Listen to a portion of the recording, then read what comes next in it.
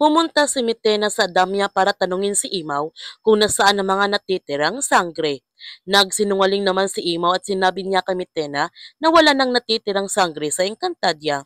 Nagalit si Mitena sa pagsisinungaling ni Imaw, kaya pumaslang siya na taga-Adamya para sabihin ni Imaw kung nasaan ang mga sangre. Ngunit hindi pa rin sinabi ni Imaw kung nasaan ang mga sangre. Kaya binalaan ni Mitena si Imaw na kapag magmatigas pa rin ito, hindi niya magugustuhan ang kanyang gagawin sa buong Andamya. Noong umalis na si Mitena sa Adamya, inutusan ni Imaw si Sildarius na lumayo muna silang dalawa ni Flamara dito sa Adamya at magtatago muna sila ngayon habang hindi pa dumating ang itinakda sa Encantadia. Pero hindi alam ni Imaw, may masamang balak si Mitena para sa buong Adamya. Inihanda na nga ni Mitena kanyang mga tauhan dahil susugod sila ngayong gabi sa Adamya para patayin nila ito upang sabihin na ni Imaw kung nasaan ang mga natitirang sangre. Samantala, iniligtas ni Tera ang batang nahulog sa kulungan ng Tegre. Nakiusap si Tera sa Tegre na huwag sila nito sasaktan.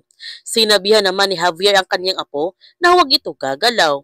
Pero nagulat na lamang siya nung lumuhod sa harapan ni Tera ang Tegre at hindi siya makapaniwala sa kanyang nakikita. Kinagabihan, pumunta ang grupo ni Emil sa park upang ipaalam sa may-ari na tataasan na niya ang kanyang upa.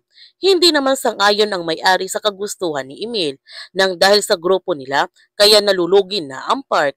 Nagalit naman si Emil nung hindi sang-ayon ang may-ari ng park sa kanyang bagong patakaran kaya sinuntok niya ito. Sa pagkakataon na ito, lumaban na nga ang mga kasama ni Javier kay Emil dahil hindi na nila kaya ang kalupitan ni Emil at nagkagulo na nga ang buong park.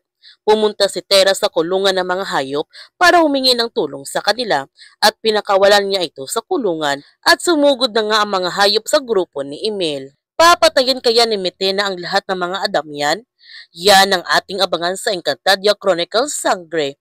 Kung bago ka pa channel ko, don't forget to like, subscribe, and click notification bell para palagi kang updated sa mga videos na upload ko. Thank you for watching and God bless to everyone!